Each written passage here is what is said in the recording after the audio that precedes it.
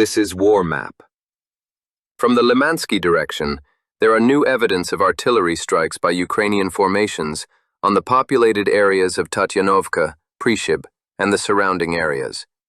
This is noteworthy because earlier, the Russian armed forces had already crossed the Seversky Donets River from the Yarovoy side and secured positions in these populated areas.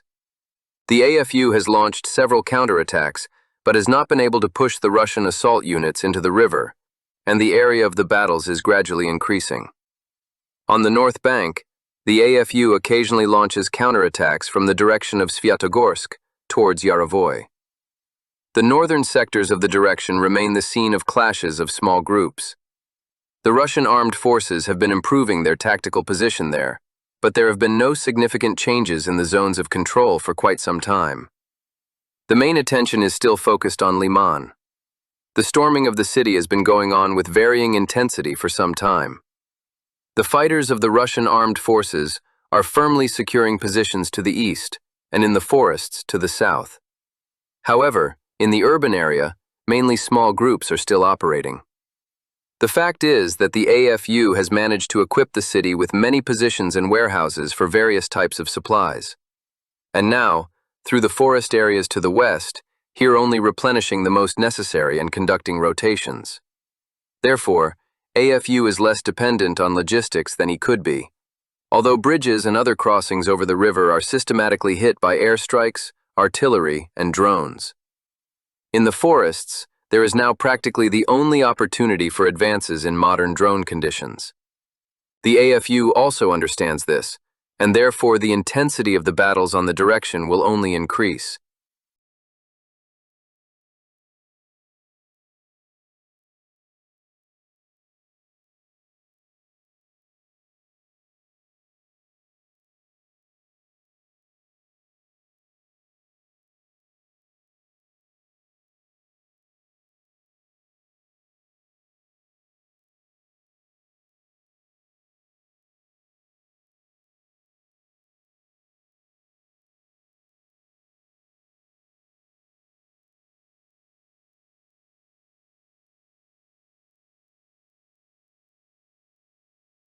On the Slovyansk front, the situation has remained unchanged for quite a long time.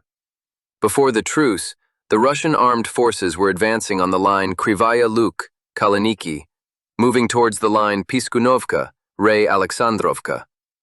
And, judging by the emerging footage, the attacks are continuing.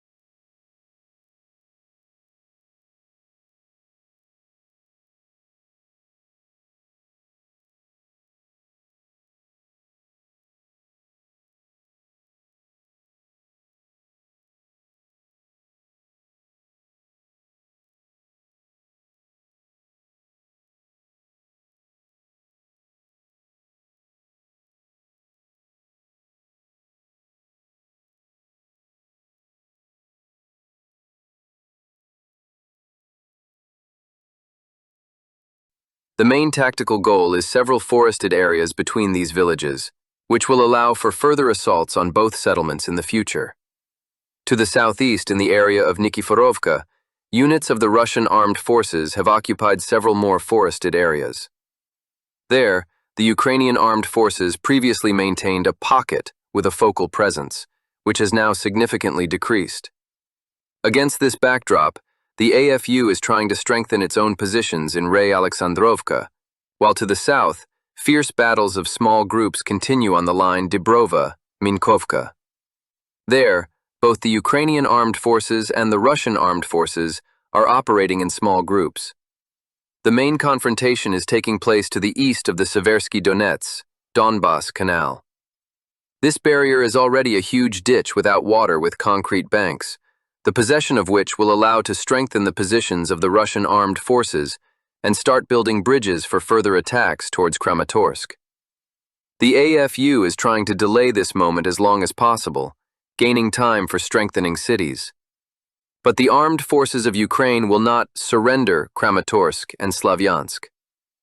Although the front has practically stalled, the AFU is still preparing the cities of the Slovyansk-Kramatorsk agglomeration for defense. In addition to evacuating everything that can be removed, anti-drone tunnels are being built everywhere in the cities. Even though the front is still a dozen kilometers from the first houses, drones have become frequent guests on the streets of Slovyansk and Kramatorsk, and burning vehicles are already a familiar sight there. It even comes to targeted strikes on specific individuals. For example, the deputy head of the Kramatorsk administration was recently killed, having died from injuries a few days ago. Strikes by drones on small warehouses have become a common occurrence. As a result, the AFU is forced to reduce the number of infantry in the cities and even move command posts further west. However, it would be too reckless to see this as a preparation for any surrender of Kramatorsk and Slovyansk. The reason is the same as everywhere. As long as the armed forces of Ukraine have such a number of attack drones, and specialized serial KAZ and other things have not appeared, the AFU will be able to hold the front even without as much infantry as there was in 2024. In such conditions, there are no military grounds for any surrender of the cities by Ukraine. This will only change when Russian infantry appears there. But how to achieve this in the current conditions is an open question. Until next update.